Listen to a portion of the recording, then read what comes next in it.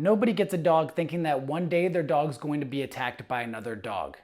And the owner of this other dog is not going to be able to control their dog, and it's going to be up to you to not only stop the dog fight, but do it in a way that's going to be safe for both dogs.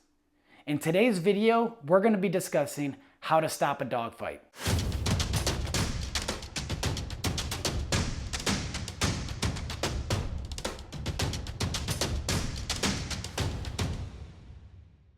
If you're anything like me and you find yourself scrolling through your social media news feeds and you have a bunch of crazy dog friends, maybe similar to yourself, then you're going to see a lot of photos and videos of cute dogs and puppies that your friends share. But every now and then you may come across a video of a dog being attacked by another dog. And in these videos, none of the humans know how to stop these two dogs from fighting. I hate seeing videos like this because not only do I feel bad for the dog being attacked in the video, but I also feel bad for the humans that do not know how to stop it from happening, and they're sitting there watching their beloved pet being injured by another dog. In these videos, you will often see the humans trying very similar techniques without success. The first most common technique that I see is the human will start kicking, screaming, yelling at the dog that is attacking their dog. Often this doesn't work, and the reason is because the dog that is now being hit is going to think that that new pain is coming from the dog that they are attacking, and their aggression will become even worse. Another common strategy that you'll see in these videos is they will try to separate the dogs by grabbing the neck scruff on each dog and pulling them apart. Now, on occasions, they will be able to separate the two dogs, but not without consequences. Dogs that are fighting will often target the neck.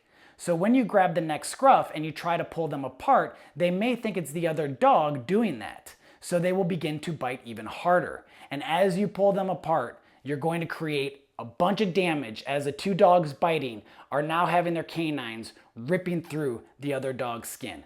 So this is not a technique that I would recommend using. The last common strategy you'll see in these videos is they will try to attempt to separate the dogs by using a metal bar in order to pry the dog's mouth open. Now this can work, but you're probably going to create some damage while doing this. If you're trying to pry a dog's mouth open and they're trying to bite down and you're using a metal bar, you can really damage the dog's canines. Now you may be thinking, who cares about their canines? I'm trying to separate the fight. And that's understandable, but there are techniques where you can separate them much faster without creating this additional damage, and that's what we're going to discuss next. Professionals in the canine industry understand that there is a possibility that they may find themselves in a situation with two dogs fighting, and they're going to have to know how to separate these two dogs. The first most common practice amongst professionals is going to be the hind leg approach. This is something that volunteers and employees of shelters and rescues are often trained to perform. What they will do is they will target the dog that is being the aggressor. They will grab that dog's hind legs, they will lift up and back away. Usually this will get the dog to release the dog that they are biting.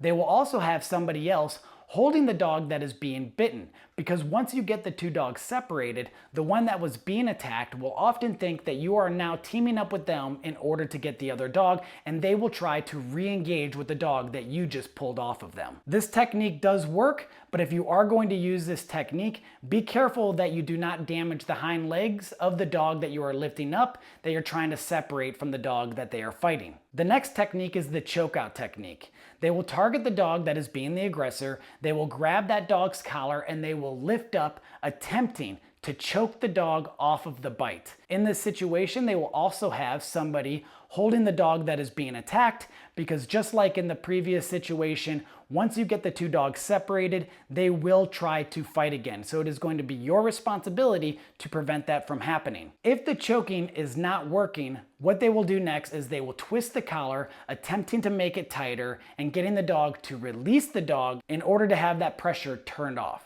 I have been a professional dog trainer since 2012, and in those 8 years, I have been in a few situations where I had to separate a dog skerfuffle. The technique that I'm about to explain is my #1 go-to technique, and it always gets me the results that I need without causing any sort of damage to the two dogs that are in a fight. What you want to do is you're going to target the dog that is being the aggressor, and you're going to grab the scruff on the lower back right next to the base of the tail. You grab that scruff and you lift up.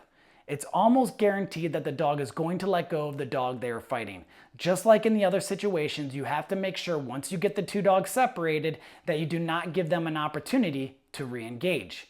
If the dog does not let go when you pick them up using the scruff, your next option is to twist. When you twist, that will usually get the more stubborn dogs to let go, but this is something you have to keep in mind. Anytime you are dealing with a dog fight, there is a possibility that you can be bit during the conflict. Every single time I've used this technique, the dog has let go of the other dog, but they almost always turn around and redirect that energy towards me. I've had dogs mouth my arm without applying any sort of pressure because maybe they thought I was another dog attacking them, and once they realized I was human, they chose not to bite. I've had dogs turn and look, and again, once they realized I was not another dog, they made the decision not to bite me. But just keep in mind, any one of these techniques, there's always the possibility that you can receive a bite during the confrontation. Nobody wants to find themselves in a situation where they have to stop two dogs from fighting. But if you find yourself in that situation, it will help a great deal to have this knowledge and to understand these techniques. Last but not least, if you do find yourself having to separate two dog fights, try your best to stay calm. Find the dog that is being the aggressor, make sure somebody else can hold the dog that is being attacked, and use one of the three proven techniques to separate the two dogs with the least amount of damage possible. I hope everybody enjoyed today's video. As always, let me know what you think about it in the comments below. Please hit that like button, that subscribe button, and to make sure you don't miss a new video every Tuesday and Friday, hit that notification bell. If you have a few questions, check out my website. I have a page dedicated to frequently asked questions, and you could probably find your answer there. Also, if you like the shirt that I'm wearing and you want to support the channel, I do sell this shirt on my website. So thanks again for watching, guys, and as always, I will see you in the next video.